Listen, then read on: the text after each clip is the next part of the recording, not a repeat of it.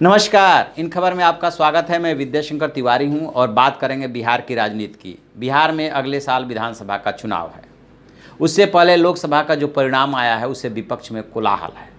महागठबंधन इस मकसद से बना था कि एनडीए का रास्ता किसी तरह से बिहार में रोका जाए, लेकिन ये क्या हुआ?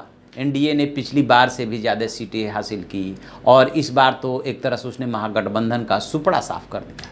सिर्फ एक सीट कांग्रेस को मिली है, जो सबसे बड़ा घटक था आरजेडी वहाँ का, उसको एक भी सीट नहीं मिला। बाकी हम वीआईपी और रालोसपा की तो बात ही क्या करें।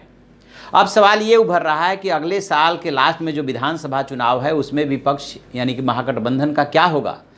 जान करके ताजुब होगा कि वहाँ पे 243 विधानसभा की सीटें हैं और लोकसभा की 39 सीटें एनडीए लाई है, एक सीट कांग्रेस को मिली है। लेकिन जो 243 विधानसभा की सीटें हैं उसका यदि विधानसभा क्षेत्रवार विश्लेषण करेंगे तो पाएंगे कि आरजेडी 9 सीटों पे सिर्फ आगे रही है, बढ़त ली है, जबकि 5 सीटों पे कांग्रेस की बढ़त रही है और वीआईपी सीट कहीं सीन में नहीं रही।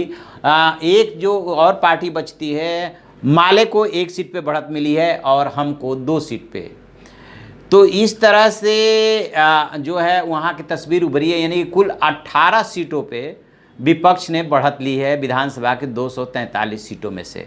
और इसमें भी ताजुब वाली बात यह है कि यदि इन 243 सीटों का विश्लेषण करें तो पाएंगे कि एनडीए के घटक दलों को 225 पे बढ़त मिली है। इसमें से भाजपा को 96, जेडीयू को 94 और लोजपा को 35 सीटों पे बढ़त मिली है।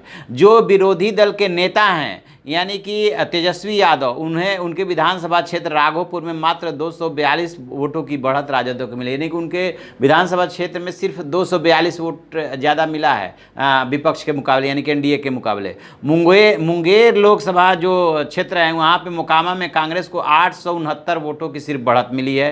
रालोसपा के काराकट लोकसभा क्षेत्र में मात्र गो विधानसभा क्षेत्र में बढ़त मिली है, जबकि हम के उपेंद्र प्रसाद के औरंगाबाद लोकसभा क्षेत्र के रफीगंज और गरुआ विधानसभा क्षेत्र में बढ़त मिली है। माले को सिर्फ आरा के आंव विधानसभा क्षेत्र में बढ़त मिली है। कांग्रेस के तारिक अनवर को कटिहार के बलरामपुर विधानसभा क्षेत्र में लगभग 54,000 की बढ़त मिली। पाटलिपुत्र लोकसभा क्षेत्र के मनेर, मसौढ़ी और पालीगंज विधानसभा क्षेत्र में राजद की मीसा भारती को बढ़त मिली, जबकि जहानाबाद में राजद के सुरेंद्र यादव को जहानाबाद, घोसी और मखदूमपुर विधानसभा क्षेत्र में बढ़त मिली। अररिया लोकसभा क्षेत्र के अररिया और जोकीहाट में राजद को बढ़त मिली।